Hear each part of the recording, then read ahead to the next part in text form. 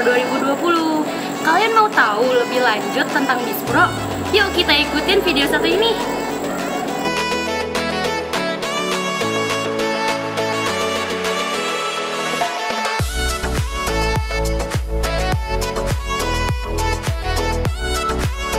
BISPRO atau Bahasa Inggris dan Komunikasi Bisnis dan Profesional adalah program studi yang menghasilkan lulusan berbasis Bahasa Indonesia dan Bahasa Inggris dalam bidang bisnis dan profesi lainnya.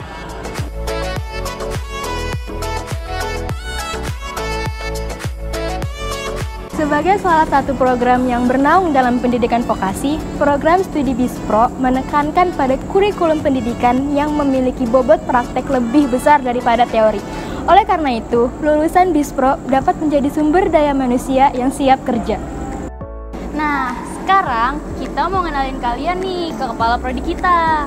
Dan kalian pasti udah penasaran juga kan, setelah kita menjadi lulusan BISPRO ini, prospek kerja apa sih yang bakal kita dapat?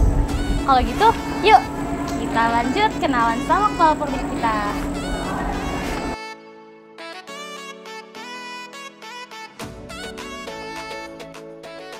Halo, selamat siang. Assalamualaikum warahmatullahi wabarakatuh. Salam sejahtera bagi kita semua. Pertama, saya ingin memperkenalkan diri dulu. Nama saya Ina Sukaisi. Jabatan saya sekarang sebagai Ketua Program Studi Bahasa Inggris untuk Komunikasi Bisnis dan Profesional, disingkat BISPRO.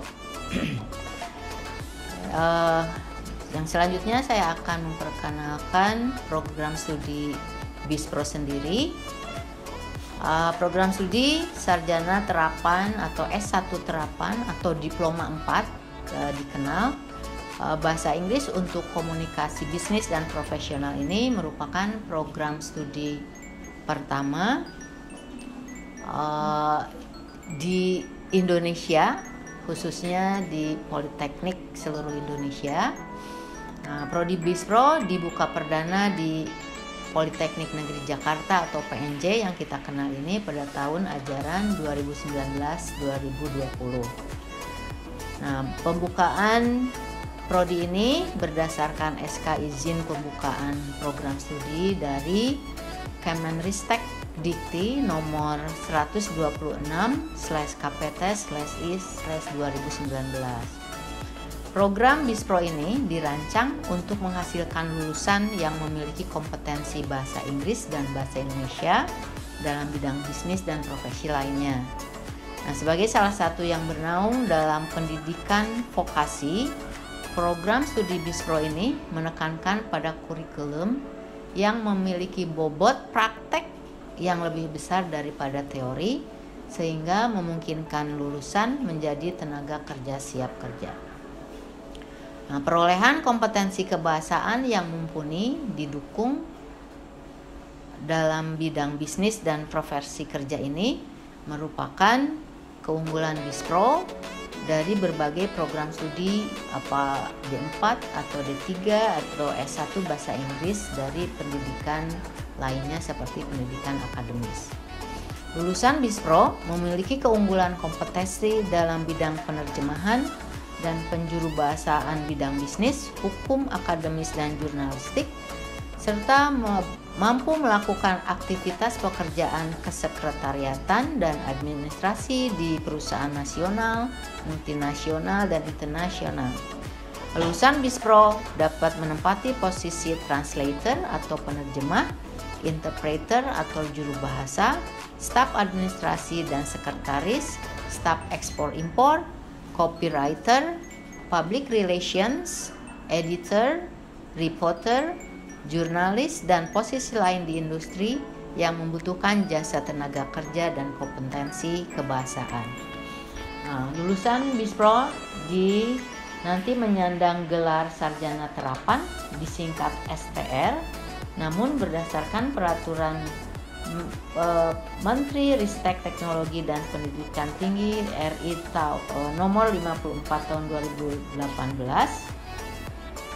BISPRO dipersiapkan untuk menyelenggarakan program pendidikan multi-entry dan multi-exit system atau dikenal MEMES di mana pada tahun kedua atau semester 4 mahasiswa boleh mengundurkan diri atau berhenti untuk mendapatkan sertifikat, dan ketika mahasiswa sudah siap untuk melanjutkan bisa kembali belajar atau studi di program studi BISPRO ini.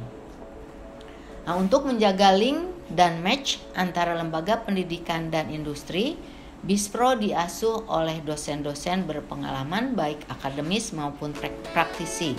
Dosen-dosen yang berlatar pendidikan akademis merupakan dosen tetap yang sudah mengajar rata-rata lebih dari 20 tahun.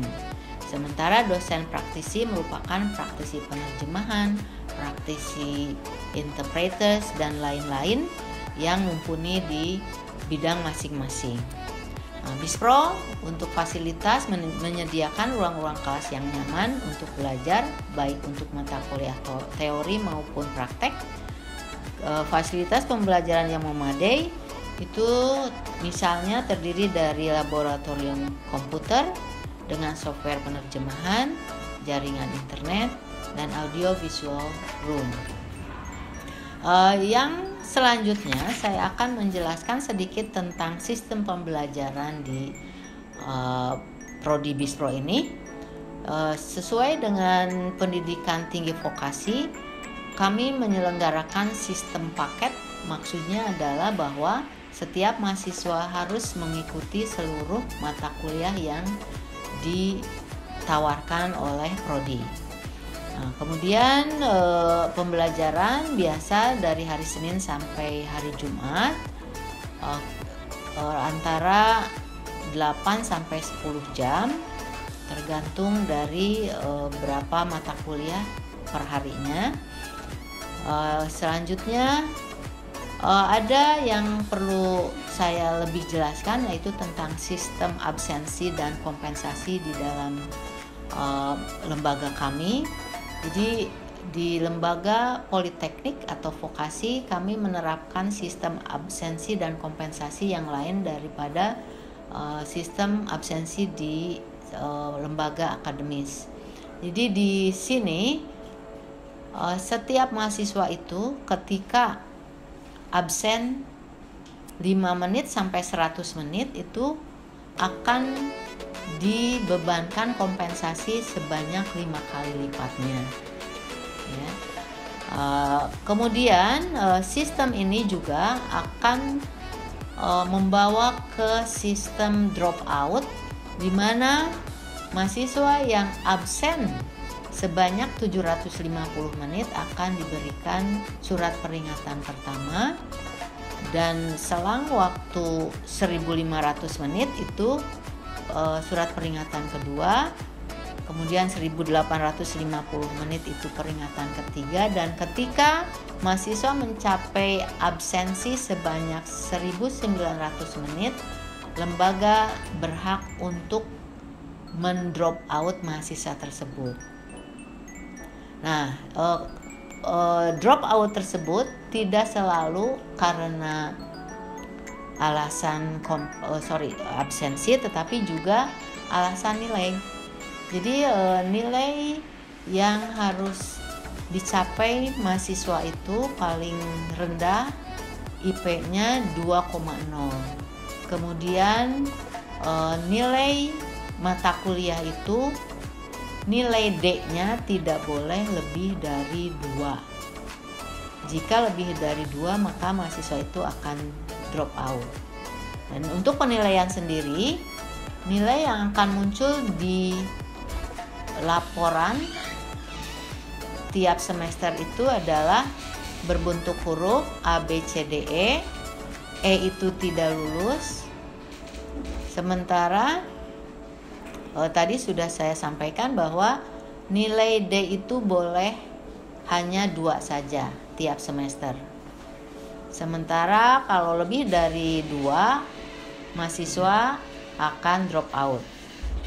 Nah, untuk penilaian sehari-hari itu kami ada prosentasenya. Jadi satu mata kuliah itu untuk nilai lengkap itu akan terdiri dari nilai tugas atau nilai kuis, kemudian nilai UTS. UTS itu ujian tengah semester, dan nilai UAS atau ujian akhir semester. Masing-masing memiliki persentase sendiri sehingga menjadikan satu kesatuan nilai utuh yang akan muncul pada akhir semester dalam bentuk laporan nilai yang kami sebut terminologinya marksheet. Itu yang bisa saya sampaikan. Sekian, terima kasih. Fasilitas yang bisa kalian temuin selanjutnya yaitu lab bahasa. Ruangan ini baru loh. Di sini disediakan komputer untuk para mahasiswa yang bisa digunakan untuk mata kuliah yang mengasah kemampuan kalian, seperti listening dan juga reading. Jangan lupa untuk buka alas kaki ya sebelum masuk ruangan ini. Ini adalah ruangan admin jurusan, salah satu tempat yang akan sering kalian datangi, karena segala kegiatan administrasi biasa dilakukan di tempat ini. Jadi, kalian bisa datang ke ruangan ini untuk mengurus urusan administrasi kalian, seperti untuk mengambil marksheet nilai dan mengurus kompensasi. Selanjutnya, ada ruang referensi buku dan kamus. Di sini, kalian bisa nemuin buku-buku referensi untuk belajar, seperti kamus, skripsi dari kakak-kakak alumni, dan kalian juga bisa pinjem loh.